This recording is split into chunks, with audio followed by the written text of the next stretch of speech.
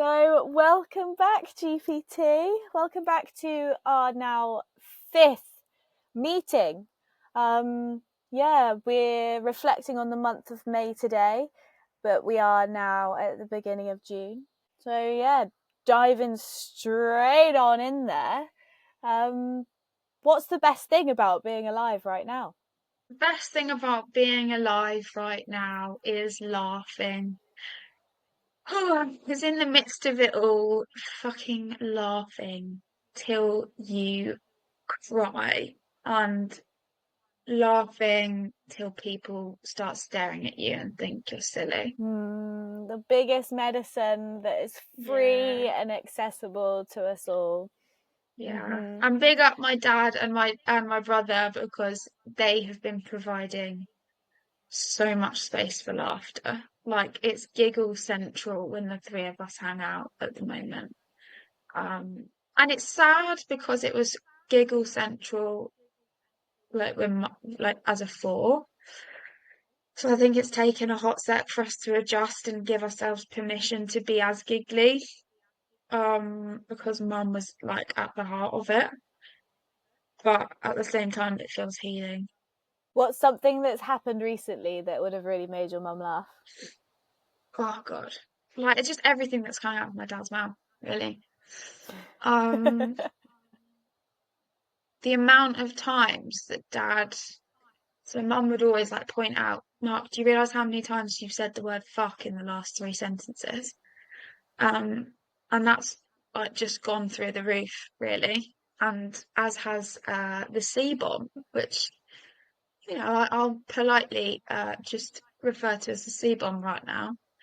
If one slips out later, then that's fine. But um, yeah, and like just being silly and stupid in the positive, like I mean, that's a compliment. Like, when something's so funny that you're like, that is stupid. But I mean it as like the Mm-hmm. highest compliment ever. I'm like, that is so stupid. The reason I think that's such a compliment is because I think life tries to be so intelligent all the time. And so when something's like profoundly, pointedly stupid, it's like, yeah, And the onomatopoeic quality of stupid is just so stupid. Like it yeah. almost makes when you're using it in that context, it really does feel like ah ha ha, and it kind of falls out. That's so stupid. I've come to Yeah, that word often in those fits of laughter where you're nearly crying. yeah, yeah, yeah. So that was our first question that we usually hit off with, but I realised that I didn't even kind of check in with you about just how you doing today? What's kind of going on around you and what's happening? Okay, I've had a bit of a weird week. I feel like grief is very tidal, and this week it feels like the surf report was a big swell. Um, and currently I'm in the Lake District because we have our swim on Friday, for the charities that helped Mum out. So that's exciting. 3 challenges part 2, 2/3 of the way through this adventure so far. And I guess that this might be a good opportunity to kind of move into the first question, which is about your kind of endeavors in movement, in body, and your kind of seeking out of extreme experiences throughout life. And I was wondering, when in life do you think that this love for moving and performing and expressing yourself and adventuring began? And do you think you've always been this much of an absolute badass go-getter? I think, yeah, I think I was born with sass, I would say, of like when you watch home videos of me, I wanna sweep up little 4-year-old me and hang out with her and just like take her on days out and watch her because she's fucking funny.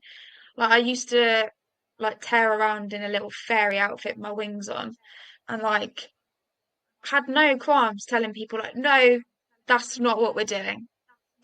Um, Probably like yeah, just always very confident, I think. Um, and then mum realised that, put me in like drama class, loved it so much. I used to always love uh like comedy stuff. And then I guess movement came a bit later because I used to always be very like sporty, but I didn't dance really, and like I didn't like take proper dance classes till I was about 11. But yeah, I've always, I guess, had that sort of musicality and willingness to move and explore it. I think the key thing behind all the decisions and weird choices I make in my life come from a place of what will that be like? And I guess there's a confidence and curiosity that has been there since I was younger.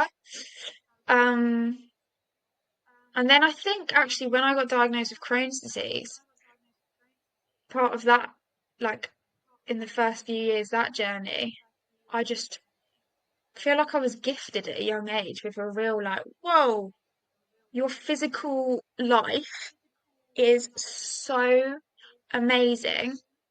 Like I suddenly had a real like practical understanding of what it felt like to not be able to do lots of the physical things. So yeah, maybe as a counter to that, I was just like, fuck it, I'm literally gonna try everything and explore this body as fully as I can. Feel out to all the limits and push against all the edges. Try them all Yeah. out in this physical form whilst you're here. Yeah, like why the fuck not? Like it really, I don't know, I guess everyone's brain is different, but I genuinely couldn't imagine my life being the same every day or even doing the same thing for like 6 months at a time. Like, no, because like everything is so seasonal, and for me, I get the most out of my life when I tune in to the season and I work with it rather than trying to be like, no, I want to do this today. Yeah, you can still do that, but what season is it? So that will change where you do it, how you do it, what you can expect from it. Do you know what I mean? And kind of leading on from that seasonality comments, like obviously with a physical practice, you need to kind of turn up in times, even when it's feeling rough. But in kind of the season of your life that you're in right now, how does it feel to be preparing for this next leg of the physical challenges that you've got, of the swim that you've got coming up? What's it like in this current season? Do you feel like that season is paired with the season that you are in your physical journey? What's that experience feeling like? It's actually really weird because I was thinking about today because I've been really like sad this last week. I've been really, yeah, it feels pretty, I don't know, it feels like a wave of fresh grief again, a little bit. I feel a bit like I'm seeking out mum everywhere and I want to engage with her, and I feel a bit like I'm engaging with the pain and the frustration of she's not here and she's not coming back, and really sitting in that place and feeling that like sensation. And even though it's summer, I feel pretty wintry, like I'm feeling a pull right now towards doing things for me, you know.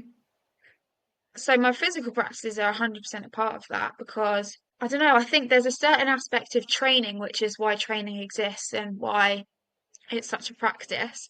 Because regardless of the season, you then have a structure in place and a habitual thing to lean back on to be like, yes, it might be snowing, but I'm still gonna do this session. But the respect for the season is the thing that says I'm going to go for my present best rather than my personal best, given the context of like, you know, the conditions around me. Um, but I feel very up for this challenge, and I feel ready to absolutely swim like a shark, actually, and almost use it as a bit of a outlet to, because I've got a lot of anger at the moment, so I've been doing a lot of running. Probably doing more running than I have swimming. Um, but I think that's testament to the fact that swimming is a way more natural love of mine.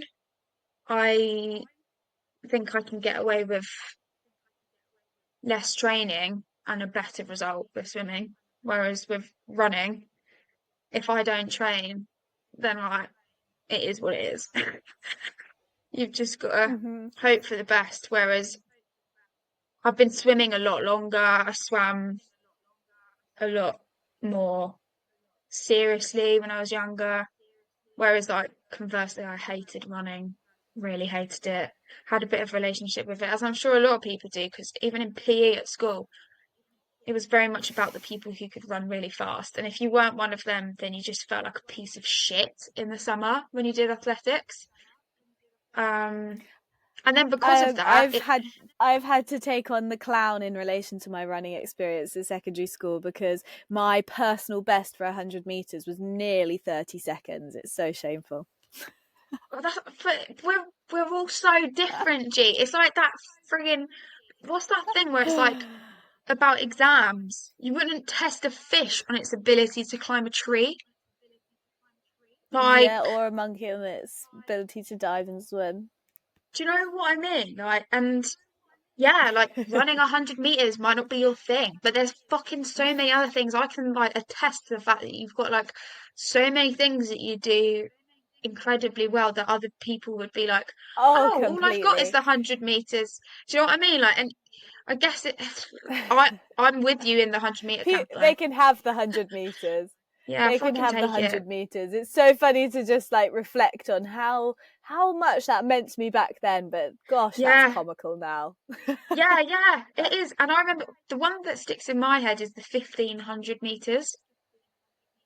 And I remember when we used to have to do it, I would honestly just feel like, why am I alive right now?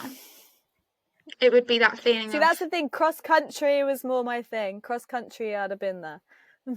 I was a relay gal, like I was pretty solid. 200 meters, I'd say, is probably where I performed like to a standard where you'd be like, oh, that was pretty impressive. 100 meters, not quick enough. 1500 meters, pretty lazy actually, when I reflect on my teenage self. Like, I used to play a lot of football, but my dad always points out, so I'm a very good football player, but I'm like quite uh clever about how I play a game. This is my dad's words. Because I'd sit in the middle and not run as much as most midfielders, but I guess be more focused on the strategy. And maybe that's fueled why now I like push myself so much, is because I realized that actually when I was a teenager, yeah, I still did well, but I didn't really push it too far when it came to like serious physical stuff. Whereas now I'm like, let's go. Sometimes I feel like I'd want to play football now to compare how much more I applied myself in like training and match scenarios. And I also did have a fucking big fat right foot on me, so I would hoof it just like a long way. Like dad realised that from quite a young age, because I remember he said like we were in the garden when I was about 6 or 7 and I was barefoot and I like kicked a ball about, and he was like, fucking hell. And I was like, right, we're gonna see if she likes football. Yeah. It even happened actually in the last few years at a training session for a mixed team. Um, it was great fun, but there was like we were doing a drill of like volleys. And sometimes I don't know, it's always like such a party trick in it, stuff like this. Because I just didn't even think about it. I was just like, bosh! And it just like boffed it straight beyond the goal, over like fencing, and it does crack me up when people are like, Jesus Christ. You're like, oh yeah, like, but conversely, the thing that like, would be helpful there, George, is to work on a bit of finesse, you know, like you don't need a bulldozer every time that you connect to the Boof. ball. You know what I mean? Ploughing, even with the right foot. I am such a Shire horse. I am such a steam train, even when I don't realise. Even when I think I'm being gentle, it's still a steam train being gentle. Mm-hmm. In relation to kind of this stuff, if your mum could share a story about these aspects of your nature or these aspects of your personality or practices, what do you think she'd bring up as like a funny story or memory? What would she bring up? I think she'd probably just talk about, I guess, like from a young age, I was very articulate. So I was very, well, I didn't walk very quickly. Again, aligns with the laziness physically, I think. Whereas I spoke early. So when I was like 1.5, 2, people used to think I was older because I had loads of hair and I spoke like a 4-year-old. So I think, I don't know, my mum, I can hear her just shouting like, "Go on, girl." There's so many things. I'd say she'd say that about me doing comedy on stage. Um, and definitely some of the comedy stuff that I've done in the past few years.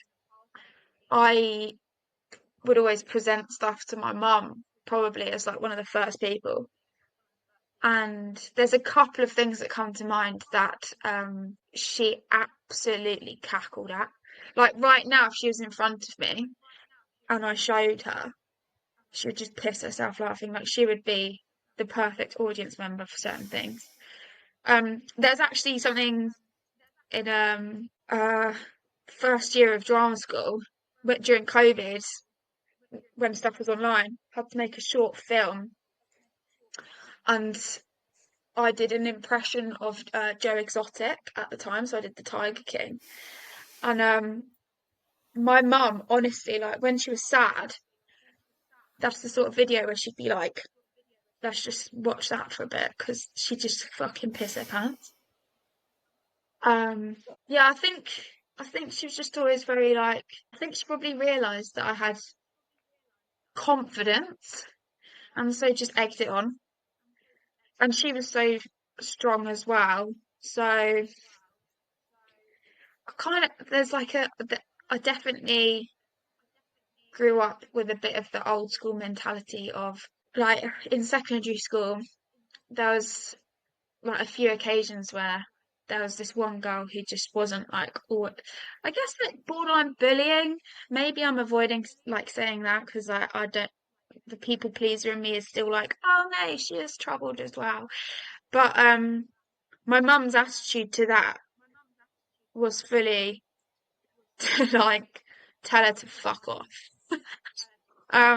So I guess like from my mum, I would get that, and actually, I don't know, I feel like the world sometimes now has a unhealthy attitude to bolshiness. Sometimes it's really fucking necessary. Like, if someone is in your space and you do not want them there, the time for politely writing an email and just like slipping it in their front pocket is gone. Like making it really clear, no, thank you, sir. This is a boundary. Um, so I think from a young age, like that sort of confidence, and my mum was amazing at pointing it out and applauding it, but also walking that line of being like, don't be rude. You don't have to be rude, but like assert yourself. And I think she was always very like, because I think it was even harder for mum because being a woman in like the 80s, she was a PA, so she was in the sort of corporate setting as well. And she's just so fiery. So yeah, she definitely. would never discourage me from being bolshy or being seen as loud or bossy. I remember mum used that word, but she wasn't as keen on it either, just because it's like, I'm not bossy, I'm just clear. Mm-hmm. Yeah. And from meeting your mum as well, you can really tell that you are your mum's daughter and your dad's daughter, of course, but you can tell you're your mum's daughter, and just like you've reflected as well, and just the fire in both of your eyes is unmistakable. Yeah. There's been a few glimmers in the last couple of weeks where I feel like there's a glitch in the system where sometimes I'm like, whoa, did I just really sound like my mum there? Or like, I sent Jack a selfie video in the car today because Dad was being well funny. Um, and it was like an angle that when I looked at it and then the way I looked and laughed, I was like, whoa, that's strange because it looks like Sherri. It makes me feel Mm-hmm. sad, but also really happy. Yeah, whenever you look in your eyes, you know that she's there, but also obviously the hug and the holding of a hand and the laughter that you guys have shared isn't as visceral now. But oh my goodness, how beautiful that you've been able to, yeah, connect with her a bit more, kind of in the ways that she like lit up your life. What's something that a funny memory or story that you remember about her that has a similar effect to the way that we were just discussing about the one she was sharing to you? I think people there's sort of like a understanding with my mum that do you know the phrase shoot from the hip? So this was my mum used this phrase a lot, and it's definitely because she's the sort of person that did shoot from the hip and would encourage me to shoot from the hip. And basically all that means don't fuck about, just fucking say what you mean. Um, she was very much don't bullshit me. She was like, I can abide anything, I can forgive anything, but if you fucking lie to me, it's done. And it was just so, I feel like it's a really good anchor to have in your setup. And I think because of that, um, I think people were just knew that about her, where it's like you didn't have to worry if mum didn't like you because you'd know. Do you know what I mean? There was no like, oh, Always know where you just stand. yeah. And yeah, for me, I learned that sometimes if I didn't know, I could just ask and you'd get a really honest answer. And like you'd have to prepare yourself for the fact that you might really not enjoy the answer or that it might like really hurt your ego. Um, but what would I say? Oh, I'd say just like life and soul. Like I when I think of my mum now, I just see her laughing and dancing, honestly. I just see her like being so silly, like doing impressions and like silly voices. And I'm like, oh, she just gets so excited about like silly little shit. Like, oh, should we go and do that, George? Shall we? Should we go and do that? And be like, yeah, all right, fuck it. Or like, yeah, like even when she was really getting poorly, um, she she was what was it? It was 42nd Street. It was on at Woking, and it was like a Wednesday or something. And she just found it. And she was like, it was like 9 a.m. in the morning. She was like, should we go to this today? There's a matinee. Should we go? I feel like it. Should we go? I was like, yeah, all right. So then we just fucking went and had a great time. And like, oh God, it was so amazing because my mum loves dancing. Like she loves it. She loves the theatre. She loves tap. And there was so much tap in that show. And I just have an image of her with like her, like she had like a sort of, um, she had like a hat on because like her hair was short at that time. And she was just so engrossed, but she had, her eye was the vision in her right eye was sort of going. So we had to every time we went to the theatre when it was like that, I'd always make sure I sat on the side that um allowed her to have the most vision from her good eye. Um And yeah, I just like remember how much like fucking enjoyment she had out of that. Like she was just always such a she had a phrase where she'd be like, "Well, give it a go, Joe, because you'll never know," and like stuff like that. Or be like, she, I don't know, she just say stupid shit. Like if someone was like, "Oh, should we do that today?" Or uh, like, "Why the fuck not?" Or "It's a Wednesday, why not? Let's do it." Things like that, where it's like, yeah, why wouldn't you? Why wouldn't you just have fun? And she definitely used to take the piss out of my dad, because he would go into like what she would term grumpy old man mode. And she would just be like, "Oh, you're being such a fucking bore." And then he'd really laugh because like she'd almost trigger that in him, where it's like, "Oh yeah, like actually," because mum would know that if she got dad out, he'd end up staying out longer than she would because he'd get into it and start really enjoying himself and then get so much out of it. Um, and yeah, like, oh my gosh, actually, gee, something just popped into my head. I don't know if I've spoken about this on the podcast, but you know, when you said if mum's ever done something that's made me go like, oh my God, where did that come from? In recent years, when we were when we were in COVID, I was making a video for Instagram just for fun of like people headstanding, and been teaching my mum to headstand. And then she was like, "Yeah, I'll do one for you, George." And she's like dressed so like my mum just always looks so gorgeous. And she had like a little like polka dot headband on and this really lovely little white top. And she's doing a headstand against the wall. And then all of a sudden she took her hands off the floor, so she was just like on her head. And I fully was just like, "Fuck, what the fuck are you doing, mum?" And then when she came down, she was just like pissing herself laughing. And she was like, "Well, I saw that video of your friend doing it, so I thought I'd give it a go." And I was like, and like in the video that me and Jack sourced and made for the funeral for the wake, there's a clip in there that I fucking love, which is actually from Sidcup. Because when I did the National Youth Theatre, Mum and Dad came to see the final show, and NYT was at the Rose Bruford campus. Um, and we were in the Iron Horse, not the Black Horse. Um, and my friend was dancing as well, and Mum just ended up coming out with like all of us, with Dad and my ex-partner. And there's like I've got a clip of her having like an actual dance off with like my mate, and it's just joyous. It's so funny. And there's things that like I want. Yeah, there's actually like a certain story that I really want to say, but I'm not sure it's appropriate.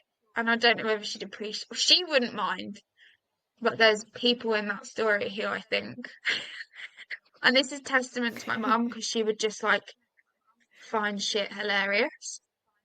Um, but yeah, I might have to tell you that one off the record so that you can giggle Yeah, because we'll it's a do that very one off the visual one as record. But well. Like, yeah, I remember when she's told me things from like when she was younger. I used to love listening to her talk about shit because she's a very good storyteller. And I would just be like, oh my God. Like anything she told me about when she was 17, 18, she went on holiday with her best mate and her brother.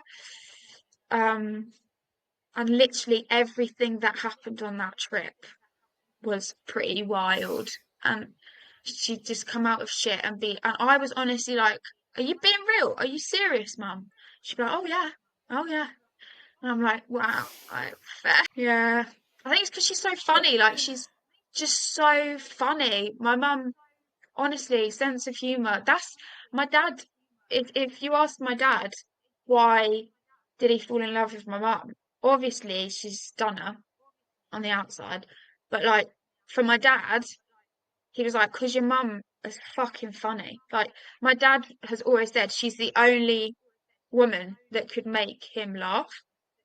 because he came from like sort of that world of and that time where I guess women were a little bit fearful to step into their true funniness because from the masculine image it's not always a feminine traditional feminine trait in terms of old school like gender um associations.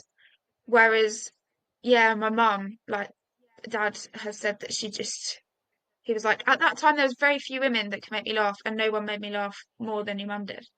And I think that's what just secured it, really. Oh, it's such a nice loop to also just like come back to kind of how this conversation went in that direction, which is the glimmers of just, yeah, the way that you are like your mum and she is like you, and these gifts that she's also passed on. And I feel that, like, yeah, wherever, whatever, whenever Sherri is watching or experiencing or maybe tuning into this in some way, like, yeah, what a beautiful thing to kind of receive from someone reflecting these things back to you in the image that you've painted and captured her in this podcast, which is going to live longer than us and longer than her. Yeah, there's going to be people in like 300 years in Mad Max territory that come across like a file and they're going to be like, what the fuck is this? And then it's going to be me and you talking about Sherri Taylor. The prophet of Sherri. Yes, the prophet of Sherri, and Yeah, like they'll be bowing down. It'll be like maybe this is what the whole plot of June is about. it is. Yeah, it is. I think you're correct. I was looking for meaning in the plot, and I'm glad that I finally found it. Um, so, in relation to kind of these things that we were talking about, all these forces of life and glimmers and glows that you share with your mum, how have you been using your life force this month? So I think my mum has shown up in so many ways this month. I've been doing a lot, G. Like May has been busy. Um, I've got I've like leveled up on confidence in terms of backing myself. And I think it's kicked up a gear because I don't have my mum to lean on in those moments of like, oh, can I do this? I've just got like I have to step into the room and just do it myself. Um, and I don't know, the death of my mum has really made me fucking realize that none of this matters. Like none of this stuff we're doing here like matters on that surface level of um taking it so seriously that you have to get things right. Like that's not fucking true. Like if tomorrow I felt strongly enough to want to retrain as a fucking astronaut, why not? Like yeah, because I'm nowhere near to being an astronaut right now, the amount of change on course direction I'd have to do would be fucking massive. But I don't see that as a reason to why that it couldn't be a path if I wanted it badly enough. And so yeah, the death of my mum has really made me connect with my own desires, but not from a place of like, what do I desire so that I'm gonna feel like pleasure or feel like or get dopamine. Not that sort of short-lived shit, which is still great. It still has a place. But I guess I feel I've like really connected to a deep part of myself that's seriously tapping into what do I have to offer this lifetime? And stepping into that in a way that I have been doing for years, but I don't think I've been as confident on the inside as I am right now. That trust on the inside, and the point is, there is no point. And how joyous that Yeah. is that you can expand knowing that that's the case. That is fucking amazing. I kind of encourage, this might be a controversial fucking thing to throw out there, and people might be offended at hearing this because I feel like it taps into something that's maybe a bit taboo, because the death of someone really fucking close to you is so painful and so challenging and so life changing. But if it's gonna happen anyway. Like everyone you love with all your heart and soul is going to fucking die. And it's just no one knows if you're gonna witness that or if they're gonna witness you passing on. But if this event is guaranteed to happen, then why not lean the fuck into it and look at it and be like, what is happening here? And yeah, take breaks, have time outs, like look after yourself. But I don't know, for me, there's just such a curiosity. Maybe it comes back to this curiosity.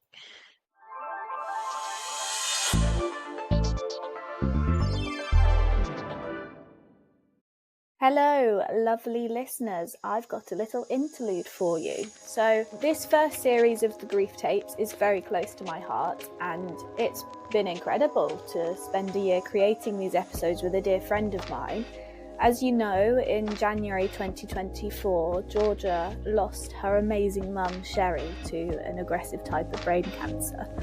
Since then, G and I have met monthly to record her journey through the first year of life without her mum, and these conversations have been very special, so it's an honour really to be releasing them on the Vita and Echo podcast here.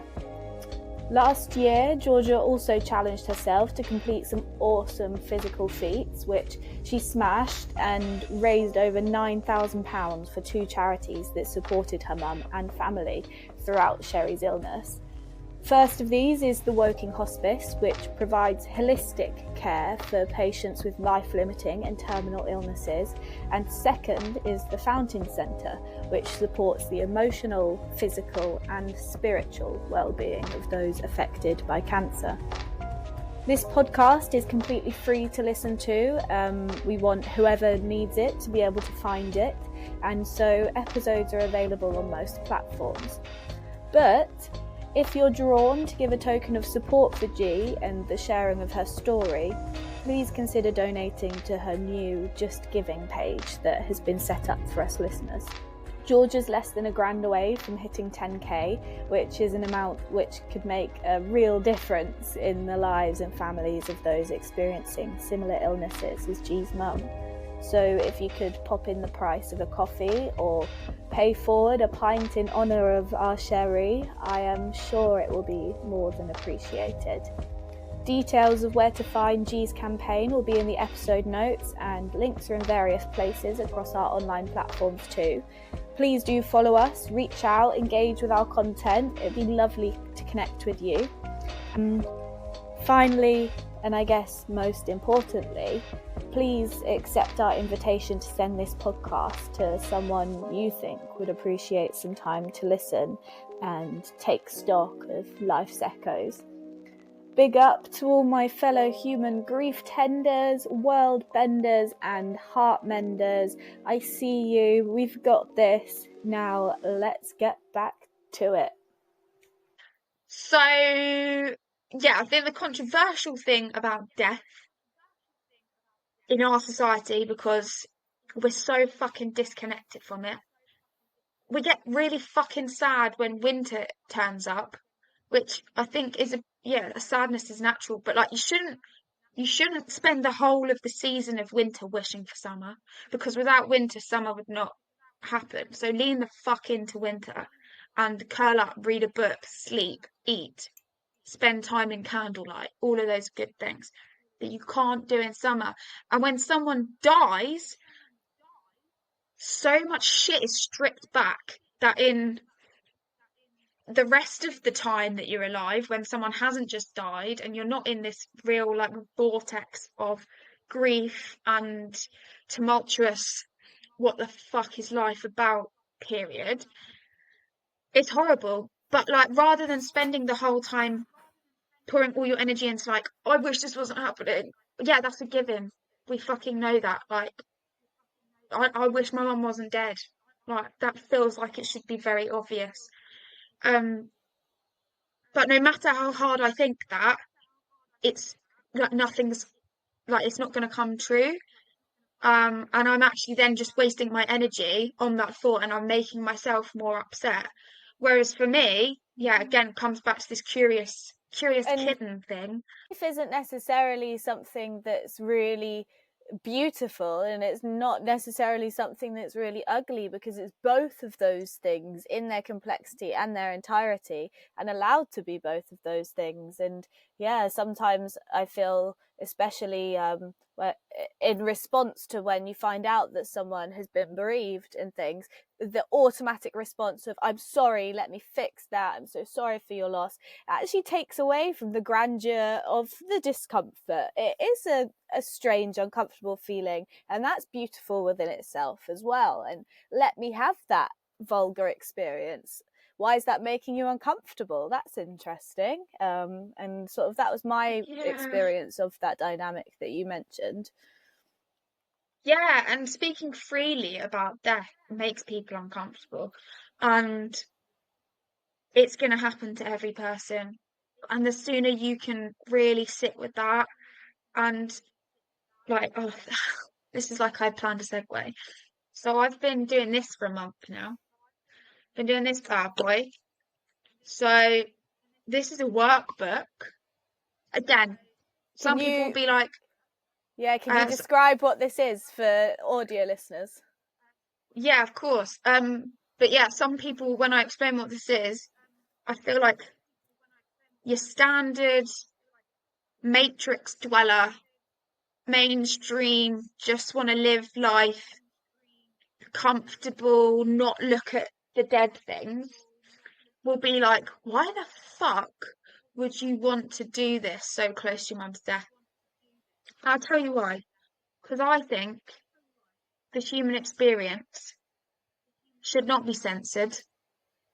Because actually, from where we're sitting now in terms of context, like in the grand scheme of the globe of like literal happenings that are happening on planet Earth right now, war, genocide, the death of a parent is actually pretty fucking sheltered because it's a natural happening. You know, there's so much unnatural shit that is going on now that, you know, you hope no human has to go through, but you know, anyway, I don't know what my point was with that, but like death is a thing that's gonna happen in life. So this is a book which is called Living and Dying with Confidence, a day by day guide. And it's a workbook, and I started it 24 days ago. So every single day you have a prompt to journal. I'll read the question out for today. What was today? Today was day 24. So this is my question for today. Where do you feel the pull to self-involvement most strongly? How might you work with that feeling? And what this is referring to is the acceptance of death and the connection that you have with other people. But in that, as a wholeness, recognizing that the reason that connection is so incredible and to step into it fully, you have to recognize that death is going to occur. Um, and you can't, the argument from this philosophical standpoint really is that you can't give yourself fully to your connections, to your life, to yourself if you're always denying the fact that death is going to happen. So the sooner you can step in and be like, yeah, this doesn't matter. Like the pressure should be off because I'm gonna die. So in my head, that means give it a good fucking crack. Don't be a dickhead. Be nice to yourself and other people. Make other people's experience as nice as it can be, as well as your own. Like, why the fuck would you not do that? Like, it's selfish as well, but in a good Mm-hmm. way, because like it let's share the good times. Like, it's bread, like it's crusty bread. Just fucking tear and share. Good tear and share loaves.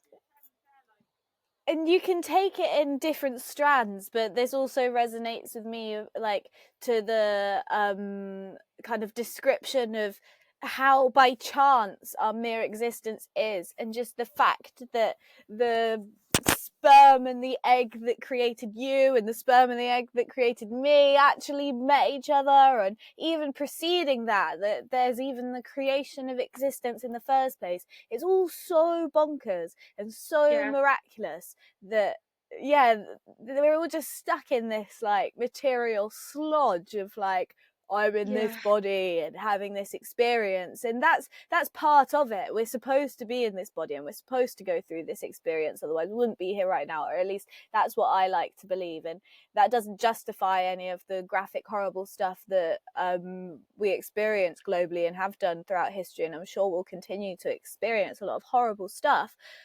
But then in this moment of like now us having this safe environment to be having this conversation, it really does put it into perspective of just how we have our eyes and like attention focused and hooked on the things which don't really have any significance in the grand scheme of matter, of existence. yeah. And I think the point of this workbook is to make friends with the idea of your own, like, death, and the fact that death is not going anywhere, and actually the fact that death is so necessary for your existence. Because what just came into my head there when you're talking is like, if there was something in this room right now, in the corner, that I was scared of, that I didn't like the look of, that was a bit gross and a bit like, oh, I don't want to engage with that. And the way I dealt with it was just to never look at it. And then time went on, days went by, weeks went by, years went by, and I just kept like ignoring the thing in the corner. Then the next time I actually turn and face it, it will have grown. I will be even more disconnected with it because my own imagination will have filled in the gaps. And that is so much more dramatic than any like thing that's actually going to be sitting in my corner, you know? And if I just like Mm-hmm. went over to it, had a look at it, got to know it, like it stops it being as Mm-hmm. horrifying, you know? And oh gee, Mm-hmm. this is like, what was I watching the other day? I was watching a program on TV. Um, and it was like a drama. I can't remember what it was, but one of the characters was talking about the smell of death. Um, I just found it really interesting because I think the smell of like death is different to, you know, when people talk about, or if there was a zombie apocalypse and you had zombies coming at you, you wouldn't be able to be near them because you'd throw up because of the smell. That's not death to me. Like, that's not the death smell I'm talking about. The death smell I'm talking about is like the real dead body smell. Uh, and to me, I can think of it right now. It's it's not, I don't even think it's gross. I think it's uncomfortable because it feels quite sweet. And this character, when he was talking about it, used the word sweet as well. And it was interesting to me hearing this character talk about it because it makes me think of like a uncanny perfume sort of smell that's like, it feels like something has lifted out of the body. Um, you know, like when you see jelly sweets sometimes. in like bakeries or sweet shops, and it has like a powder coating on it, that sort of thing. Yeah. Yeah. That's the sort of like, I feel like the smell of death is dusty, but like sweet. Like it's sickly. It's like Hmm. it's a it's so for me it's very identifiable. Hmm. On that note, with like the same descriptive energy of like that death smell, can you kind of tune into what either your grief tastes or feels like, or what's it shaped like today or has been recently? It kind of feels like I'm sat at the bottom of a well at night time under moonlight. But then sometimes there'll be a thunderstorm and I'm still at the bottom of the well and I'll just sit in it and get fucking drenched. But actually feel kind of grateful that I'm in the bottom of a well because it means that I can't really be struck by lightning. But it feels very like slimy and damp and blue. Like being at the bottom of the ocean with a load of chains on you so that you can't, so you're just like, yeah, cool. And like feeling that pressure Hmm. of all that water. Be careful when you go swimming. Better take your chains off. No, I'm joking. Your chains are always welcome. Your grief is welcome wherever it wants to. But the analogy that you're saying, it's like, and what's the Christmas Carol when there's the ghost of Marley? Is that his name? When he's coming Yeah, is through it with the Jacob chains. I was Marley? getting esque of that. Jacob Marley, yeah. Yeah, it's weird, G, when you say that about trains in the lake on Friday, because my immediate reaction was, no, don't worry about that. That's okay because the grief I'm talking about is oceanic. Like being at a lake Mm-hmm. with trains on would not have this. It doesn't. That's not what my grief feels like. It's not a lake. It's without a doubt the Mm-hmm. ocean. Like Mm-hmm. the lake would be something different. Mm-hmm. It's something about that current and that vastness and that saltiness as well, I think, Mm-hmm. and And the colours you sandiness. were just describing as well. Yeah. Yeah, and the fact that there's like a weird peacefulness but spookiness, and actually you have to submit to the fact that something fucking gigantic and unknown could float towards you from out of the blue at any point. If you had like just like a radio on you right now, right, and you could radio out to someone who wasn't in the depths of that ocean with the chains with you, and just get them to send you one thing that you feel like you would appreciate in this experience of your grief, what would that thing be? I feel like it'd probably be something soft, like something. Actually, it would be. I have a purple sarong that I love, and if someone could just lay that over me, that would be fine. Hmm. And I guess kind of leaning on from kind of where you are now in your experience, the next time we'll be meeting on this podcast, it will be approaching the 6 month mark since we began this journey and since you began the journey of not having your mum earthside. So I'm wondering, what's the kind of atmosphere feeling like for you, knowing that you're approaching half a year of that experience?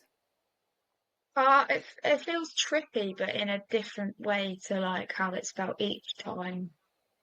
There's like a milestone away.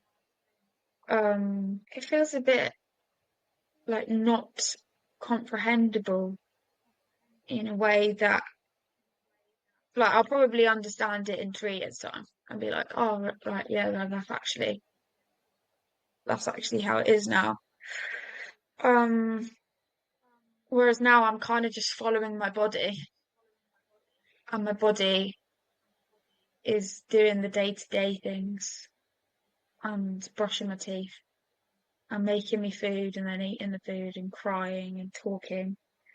but my like mind and my spirit are kind of like a lost child in a supermarket aisle, just a bit like, where's my mum? But my body feels like the adult in this scenario. My body feels like the part of me that understands the truth of death in a way that like my emotional and spiritual self don't, yeah, maybe never will. And that's okay because I feel like they connect to things differently anyway. Mm. Is there anything that you would like to kind of say to G back in January? Any little messages that you'd like to give her or someone who might be in that stage of their experience right now? I think just keep your head above water. Just just roll with it. Just roll with it. And don't fight it. And don't worry if your emotional grief needs make people feel uncomfortable in terms of, I don't mean that in like uh, if you use it as an excuse to do something really like dickheadish, that's not what I mean. What I mean is like if you're in the middle of a public space and you suddenly like want to fucking cry, just start crying. Or if you're not comfortable with that, like get yourself somewhere where you can be free to do what you need to do to ride it. Because it's like when the waves come in big, you've got to surf them, you know? Otherwise, you're going to get smacked about. And also Mm-hmm. don't worry about how other people are grieving, because that's not your problem. Mm-hmm. And kind of leading on from that again, in celebration of our fifth conversation together today, could you give us and listeners like 5 little moments or lessons or things that you would like to immortalize in this space, to kind of lead us off to the end of this episode? 5 little things that you feel have of value, either of sentimental or because they have a lesson behind them, or merely because they make you smile or they were just profound in some way. But yeah, anything from the 5 little nuggets that you would like to keep in this space so that they live forever. Um, I think the image of the hundreds of people in the church at my mum's funeral as I did the eulogy, um, and specifically the moment that I got a giggle out of them when I first stood up there, because I feel like, I don't know, it felt like a real collective relief and, yeah, I don't know, an acknowledgement that you can be devastated and also chuckle because there's no rules about it. Um, I think um, I'm laughing because it's funny, but it's also really fucking sad. Um, my dad, a few weeks after mum died, de-weeding the drive with his AirPods in, crying really loudly, and Jack noticing from his bedroom because the window was open and he was playing The Witcher. And Dad was crying so loudly that Jack was literally like, who the fuck is that? And then looked out the window and it was Dad. Um, it's okay because Dad finds that funny now. Like Dad, like sees that that's actually fucking comical. Um, what else? 2 What down. else? What else, Jay? Just so many things, isn't there? Any ways that your grief has surprised you or you've surprised yourself, or is it worked out, there's something that you completely anticipated and it worked out that way? What is like a real wow, this is a new experience, is the echo of my mum being everywhere whenever I like need her, or even when I don't actively ask for it. Um, for example, if I sit in like, or like if I walk into certain spaces, or if I sit in a certain way, or look at a specific point in a room, I am immediately hit with an echo of a moment shared with my mum, like in that place. So yeah, the echoes of my mum that are just everywhere all the time. Mm-hmm. Mm-hmm. Um, 2 more to go.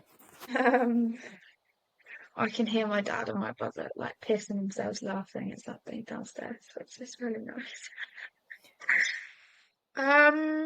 What else? Oh, I think there's surprising things that make me recoil that aren't as nice, where I'm like, oh, I didn't fucking want that today. I didn't want to see that. Like, for example, yesterday, Dad had used Mum's medicine like plastic bag, the pharmacy bags you get from the hospital, to like put something in to bring away with us. And I honestly like he didn't notice because he just saw the other side and it was green and was like, oh, it's a plastic bag. But I immediately was like, this object offends me. Like, get it the fuck away from me. Take all of the stuff that you've put in it out of it. Like, this does not need to be anywhere near us. Like, get it gone. So yeah, I think like some things will just, and that's okay. Like, you can just ditch stuff that you don't like. Um, what was the last thing? Your final placement. I don't know, it's quite hard because there's so many things. Other challenge. Plough through it, Shire horse. Yeah, I feel like I'm just inundated with so many things. It's hard to Wow, you're know. merely the funnel right now. Yeah, I really feel like that. I feel like there's like millions of grains of sand. I think because it's also such a wide pool to select from, I feel a little bit overwhelmed about, but I feel conscious of what I've already picked and being like, I don't want to just re-pick the same sort of thing, but a different colour. Do you know what I mean? Anything's welcome. Also, you don't have to fill the last spot if that's feeling like a challenge. Kind of just, yeah, like an exercise. We're using 5 as a stimulus for just going back and picking out some things that we might not have brought into this space explicitly, but throughout our journey, I'd like to capture here. So maybe if you wanted to pick that one up, you can. But also, if you wanted to revisit it later on when we meet again, then that's also a possibility. Yeah, I'm just waiting to see if anything lands on my head, to be honest. Mm-hmm. Butterflies. Yeah. Butterflies. Yeah. We've discussed it previously in one of our conversations the profundity of butterflies, but today, what is most significant about butterflies to you today? I feel happy when they're around and within my sight line. And I've solved that problem because I've had one tattooed on my leg, so I'm Never never without the without. ability to get it in your eye line. Yeah. Nope. Yeah. Definitely marked with the butterflies and the energy of them following you in your perpetual rebirths of wherever you go. It's Yeah. been a really lovely conversation with you today, Gia, and I thought to round up, give a bit of a traditional closure on how we do things in the episode here. I would love to know, what is one question that you wish I'd asked you, and how would you have answered? I'm putting some more pressure on you here after just making you do that big thinky exercise just then. So anything, it can be as random as you want it to be, no pressure applied whatsoever. Mm, I wish you'd asked me. I wish you'd asked me. What I'm reading at the moment. LGBT, what are you reading? Oh, geez, Sue, I'm well pleased you asked. Um, I've just started reading. It was a bit of an impulse buy at like my favourite little coffee bookshop that's like independent. I'm obsessed with Alan Watts, as you know. He's my guy. Feel safe with him. And I feel insecure a lot of the time. I was like, there's got to be some wisdom to it. And then look who's in there. Oh, my bookmark. Aww, I it's believe she's George's dressed as mum. Bananarama for my cousin Noel's 30th birthday party. And for What a those sign of the interested, times. my dad went as Freddie Mercury, so that's great. But she looks fucking great, doesn't she? I'm trying to think And what door that is. Where is that? what a beautiful picture to have as a bookmark in a book with that, like, yeah, it contains so many wisdoms within those pages, and then you've got Sherri beeping out as well. Just like, bosh, don't worry. I can actually like kind of hear what my mum sound that's coming out of her now. I was like, Mark, don't be silly. Uh, don't do that. Uh, I don't need to hear that right now, thank you. That's what I can hear saying. Or, yo, beautiful, whoa, something like that. Way to go, Joe, or you'll never know. Yeah, just doing something. Yeah. What is your, to like kind of round this episode off, last like kind of question that I'm going to ask you, what is something that you've read in there that you're feeling resonant with right now? So electric. I've been reading it every morning when I have a cup of tea. Oh, this is great, actually. Mostly if I need to contextualise, because you know how it is with Alan Watts. Might dip in and you just be like, what the fuck does that mean? So I'll pose this question. What shall it profit a man if he gain the whole world and lose his soul? Logic, intelligence, and reason are satisfied, but the heart goes hungry. And I feel like that kind of links to what we've been talking about. Like, do the thing. Do the fucking thing. What even is the point? The point is there is no point apart from this. Yes, yes. The point is not worrying what Dave from accounts thinks about you. That's not the point, mate. The point is, what do you fucking want to spend your time, your precious time doing? Is it knitting? Go and fucking buy some needles then, you tit. Stop wasting time. Andy from HR doesn't care about your next greatest travel adventure, but that doesn't mean that you shouldn't do it. Yeah, literally, like, stop worrying that everyone is looking at you, because the really sad truth is that most people who are in the same boat are just going, oh my God, do I look like a twat today? I say lean into that and go out of your way to make yourself look like a twat so that it stops being scary to look like a twat. That's where true freedom lies. And all that energy of Sherri Taylor on GPT's bookmark, and don't forget that all of the power lies within you, young warrior. Yeah, yeah. And I think you we should can leave it there. you can fake it till you make it. You can fake it till you make it. Fake it till you become it, and then you're no longer faking it.